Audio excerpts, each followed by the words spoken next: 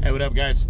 Coming in this morning, another What's Next. This is on the undefeated WBC WBO Unified Junior Welterweight Champion, Jose Ramirez. He's currently my number 2 fighter in the 140-pound Junior Welterweight division, and he's coming off of his career best win last July when he scored a surprising 6th-round TKO victory over previously undefeated Maurice Hooker to unify the WBO and WBC titles. Now, he has tried to fight twice since. He has a mandatory Victor Postol due. That was supposed to happen in February. It got pushed back. It was supposed to take place in China, but that's when the coronavirus broke out in China, so that fight got scratched and postponed. Then it was supposed to happen in May in Fresno, and I was actually going to go to that fight with my fiance, and that fight got postponed again due to the coronavirus. So now that fight is still due to take place, probably going to happen sometime this year, and then after that, Ramirez is in line to make another mandatory against Jack Catterall of the WBO. He's a WBO mandatory number 1 contender. Now, if Ramirez wants to hold on to both his belts, he's going to have to face Postol, beat him, and then face Catterall and beat him. If not, Catterall's already moved aside so he can make his WBC mandatory against Postol.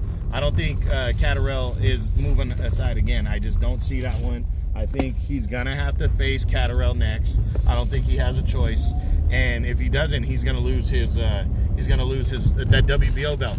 But there is a chance that he does that because him and Josh Taylor want to go at it and become for the undisputed world title. So, but that's the thing, it wouldn't be for the undisputed world title if he has to give up a belt. So that's how it all shakes out right now. Maybe Catterall will try to become an interim champion, but I really don't think he steps aside.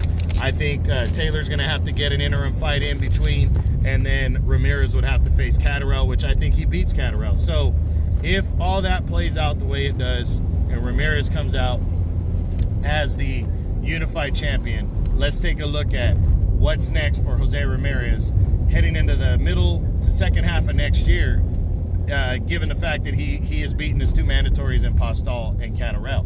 So start with number 1, and that's the undefeated unified champion, Josh Taylor. Well, obviously, this is the fight to make. This is the most likely fight, and would, in my opinion, is going to happen if he beats both Postol and Catterall.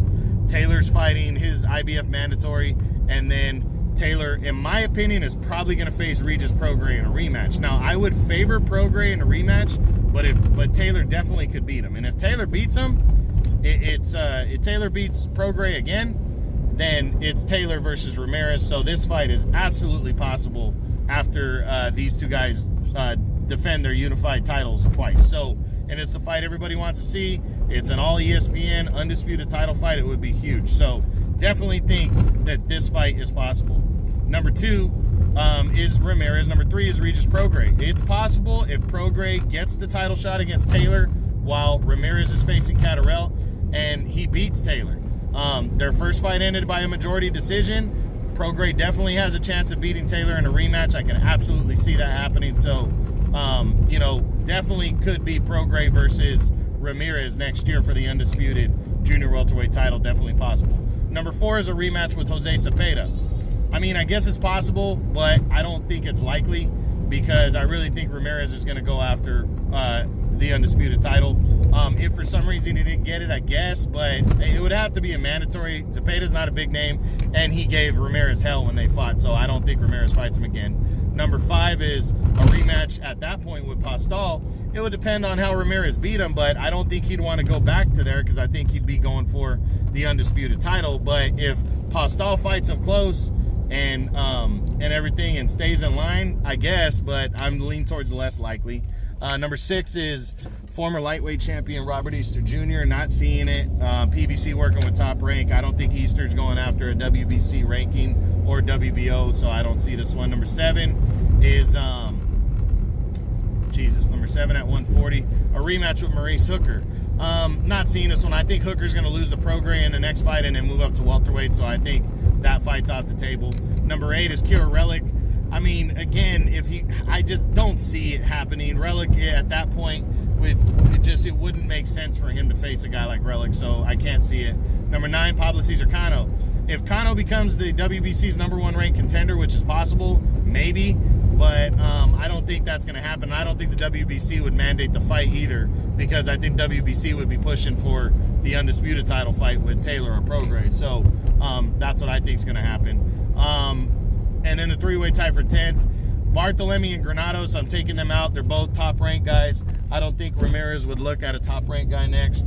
And then the final possible matchup would be Ivan Berianchek. Matchroom guy, he could be the mandatory at that point, but again, I don't think the WBC would enforce that mandatory because he's not a big name. So that's what I think is going to go down. So Ramirez, if he gets by both his mandatories and Postal and then Catterell, I think after that he's either going to face, I think, Josh Taylor, because Taylor will be the unified champion, or Regis Prograis, because Prograis will have beaten Taylor to become the unified champion. So that's the what's next on my number 2 junior welterweight in the world at 140 pounds, Jose Ramirez of Fresno, California. I hope you enjoyed it. True Boxing, you've been hit with the truth.